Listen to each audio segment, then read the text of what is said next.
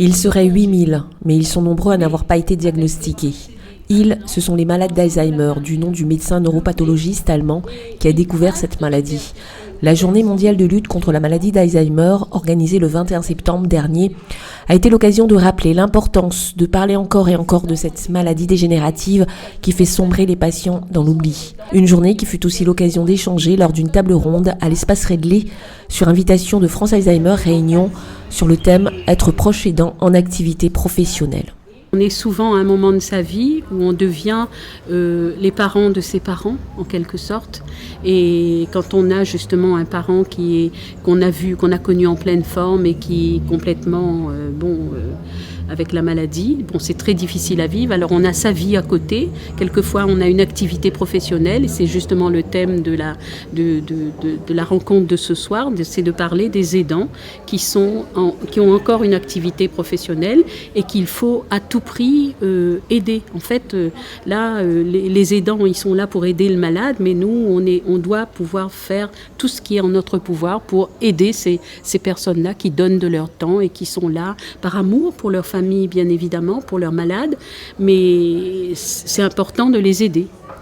Un sujet important puisqu'ils sont nombreux, ces proches aidants, à devoir trouver des solutions pour concilier la vie professionnelle, familiale et cet accompagnement de l'un de leurs proches atteints de la maladie. Les échanges ont montré à quel point ces personnes sont démunies et doivent faire face à un parcours administratif compliqué tout en faisant face à la maladie, avec pour conséquence une grande détresse psychologique.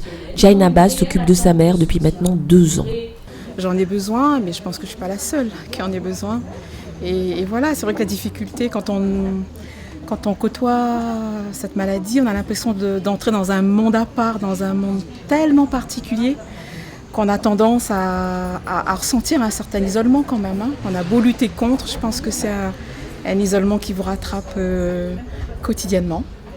Et avec des difficultés qu'on sous-estime, qu'on est loin d'estimer lorsqu'on n'est pas dans ce monde. Et voilà, j'ai beaucoup d'espoir dans cette conférence ce soir pour pouvoir reprendre une respiration, pour pouvoir voir un peu mieux aussi où on va et mieux comprendre tout simplement ce qui se joue et être présent au quotidien de mieux en mieux auprès de notre maman. Pour accompagner ces aidants, le conseil départemental a mis en place plusieurs dispositifs par le biais du GIP-SAP.